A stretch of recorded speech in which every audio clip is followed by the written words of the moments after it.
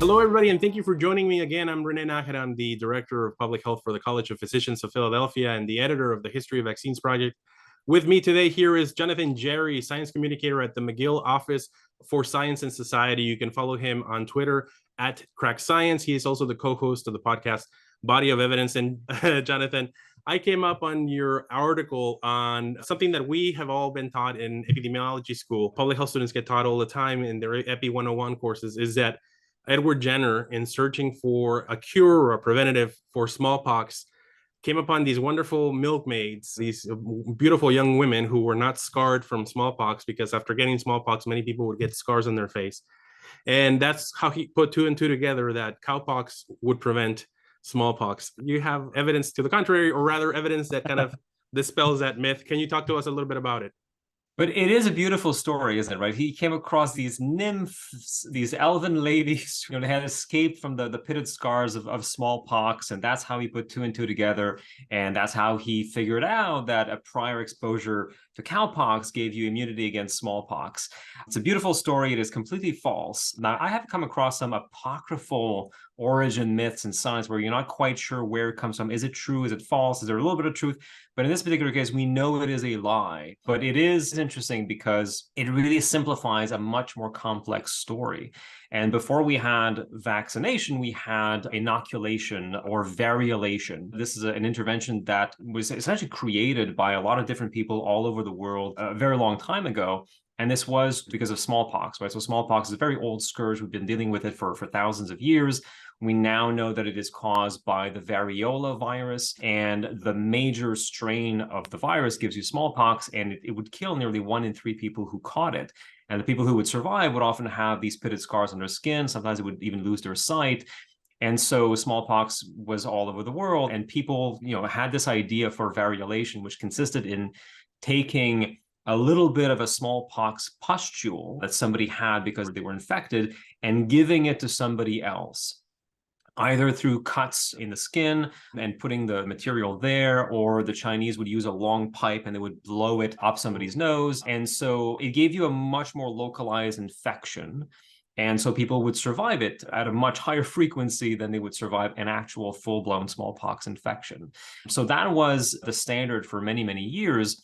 And it was brought to England around 1717 by the wife of a British ambassador, Lady Montagu. She lived in Constantinople. She saw how harmless smallpox was over there because the Turks had adopted variolation. So she brought it to Great Britain. But then it would take about 79 years before Edward Jenner would make the leap from variolation to vaccination. But even there, it's a bit more complicated than that.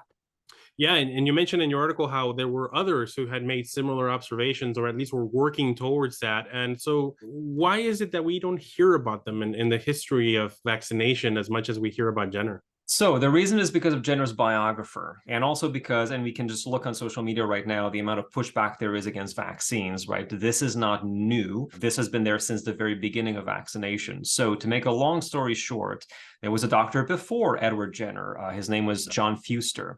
And this whole story takes place in the West Country of England, which is near the town of Bristol. It's about 2.5 hours drive west of London.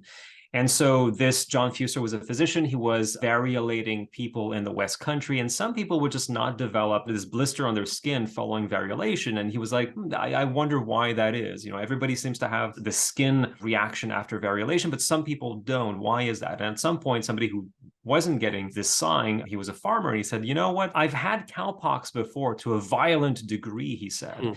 And this was the link, right? So it was Fuster with his farmer and not Edward Jenner and the milkmaid. And so Fuster began to ask other people who likewise had not reacted to the variolation. And they also said, yeah, I've had cowpox before. And so Fuster was part of this informal medical society that would meet at an inn in a nearby town. And so he told the members of this fraternity, basically, hey, here's a strange link that I found. And one of the doctors who was present there, he had a 19-year-old apprentice, and his name was Edward Jenner. And so Jenner probably heard about this link through his supervisor at the time. He would then go on to London. He would come back to the West Country afterwards.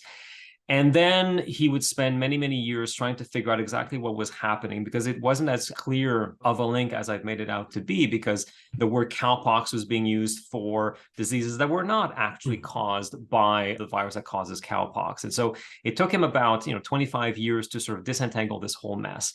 And then when he thought, okay, here's what we're going to do. We're going to do what we do with variolation, but we're going to do it with cowpox. We're going to take a cowpox pustule that somebody has, and we're going to give this to somebody, and then we're going to try to infect them with smallpox. And so he did that, and the cowpox pustule came from a local milkmaid. So there was a milkmaid involved in the story. So he took the biological material from her pustule, and he gave it to this 8-year-old boy, James Phipps. And then he did something that, we can debate the ethics of it at the time, but he tried to infect this boy with smallpox, not once, but twice. And as he wrote, no disease followed. And so this was, Jenner's first attempt at vaccination, but he was not the first one to do that. There had been a few other people a few years before, including one in Dorset. There was a guy in Kiel, in now Germany, who had done this, but he was the first one to document his experiments and to try to get them published. And so to wrap up the story, basically, he tried to say, hey, this is the way forward. We can give people this vaccination using cowpox material. It will give them immunity against smallpox. But there was opposition to it. There was a lot of momentum for variolation. Physicians felt more comfortable with it. The evidence that Jenner had presented was not great at first. And so in order to rehabilitate Edward Jenner's reputation after his death, his biographer, John Barron, actually created this milkmaid myth. So he wanted to reduce the role that Fuster had in creating vaccines and really elevate Jenner as the father of vaccination. And so he completely made up this lie about this observation that Jenner had allegedly made of the beauty of milkmaids, and even said that Jenner told him on his deathbed. He repeated this story on his deathbed.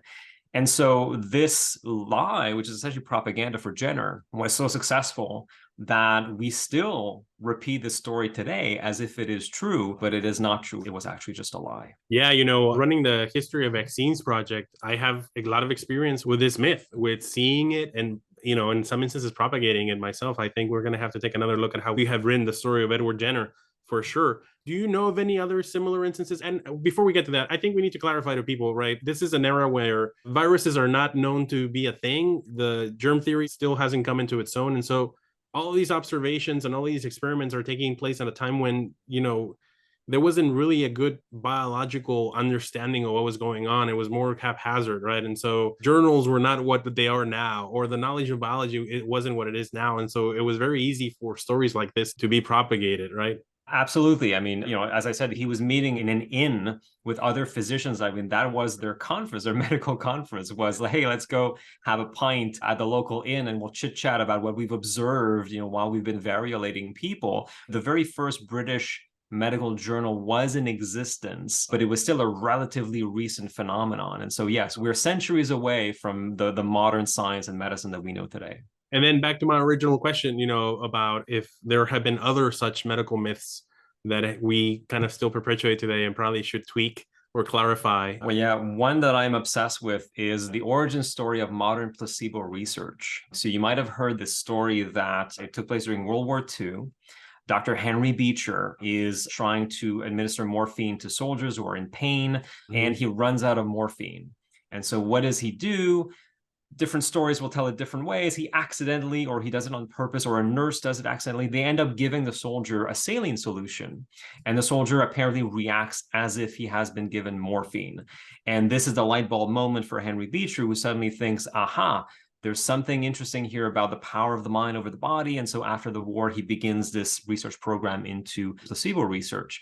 I tried my best to track down a first-hand account of this story. There's a journalist who also had access to the Henry Beecher archives at Harvard University, I believe it is. Could not find a trace of it. And when you look at scientific papers that refer to this story, you look at the citations there, it is this garbled mess of people citing each other, all these secondary and tertiary sources.